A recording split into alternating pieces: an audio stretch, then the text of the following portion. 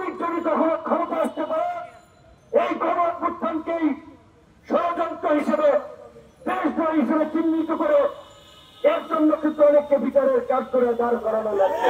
আওয়ামী লীগ এখানে Indian hegemony কায়েম করে মুক্তিযুদ্ধের নামে এই জাতিকে বিভক্ত করে আওয়ামী লীগকে এদেশে রাজনীতিটার মাথা ছাড়া দিয়ে উঠতে দেওয়া যাবে না, যাবে না, যাবে না।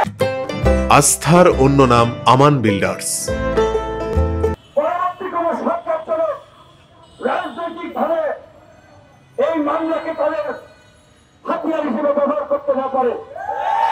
এই জন্য বলছিলাম বন্ধুগণ, ইতিহাস বড় নির্মম এবং নিষ্ঠুর। ইতিহাস কখনো হিরোকে ভিলেন বানায়, কখনো ভিলেনকে হিরো বানায়। 75-এর মেজর জেনারেল কর্নেল রশিদ সাহেবকে সেই সময় কিন্তু জাতির কাছে হিরো ছিলেন। পরবর্তীতে কিন্তু 43-43 বছর পরেও অনেকে কিন্তু ফাঁসি কার্যকর করা হয়েছিল। ভারতের পৃষ্ঠপোষকতায় আওয়ামী লীগ এখানে ইন্ডিয়ান হেজিমনি কায়েম করে মুক্তিযুদ্ধের নামে এই জাতিকে বিভক্ত করে ছাত্র চত্বর আরবের আবার দিয়ে ছাত্র চত্বর বানান এইদিকে একটা গণজাগরণের মঞ্চ তৈরি করে জাতির মধ্যে একটা স্পষ্ট বিভক্তি তৈরি করেছিল।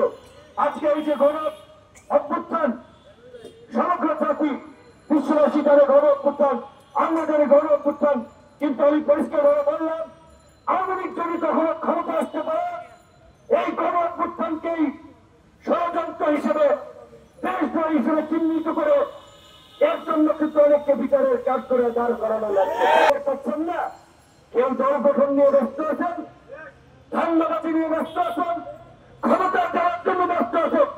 অথচ সেই ফাঁসির শক্তির বিরুদ্ধে আমরা লড়াই করলাম, এই গণ হত্যাকারীদের বিচারের দাবিতে কোনো দলের আওয়াজ নাই। বরঞ্চ সবাই তাদেরকে রাজনৈতিক স্পেস দিতে চায়, আগামী নির্বাচনে সুযোগ দিতে চায়। নাটকীয় কথা বলছে যে নির্বাচনের মাধ্যমে আওয়ামী লীগকে ব্ল্যাক আউট করো। আরে পাগলা, এই 5 বছরে এই দেশের মানুষ এতটা মন ভরা, এইবার হয়তো আওয়ামী লীগকে কোনো দল ভোট দিবে না, কিন্তু বাংলাদেশের রাজনৈতিক কালচারে আওয়ামী লীগ এবং বিএনপি 5 বছর পর পর ক্ষমতা এসেছিল এবং যারাই যখন ক্ষমতা এসেছে তাদের নেতা কর্মীদের চাঁদাবাজি, দখলদারি, মানুষকে চিহ্নি করা, হয়রানি করা, মাস্তানি করা, গুন্ডামি করা, এইগুলোর কারণে 5 বছর পরে কেউ জনপ্রিয়তা ধরে রাখতে পারে নাই।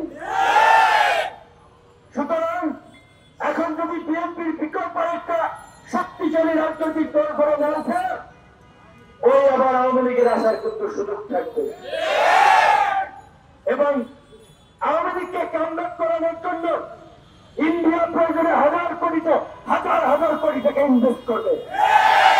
কাজেই এই গণ অভ্যুত্থানকারী আহত নিহত শহীদ পরিবারের সামনে থেকে একটা কথা বলছি, আল্লাহকে ধান্দাবাদী রাজনীতির এজেন্ডা ভুলে এই গণ হত্যাকারীদের বিচারের দাবিতে আওয়ামী লীগের বিচার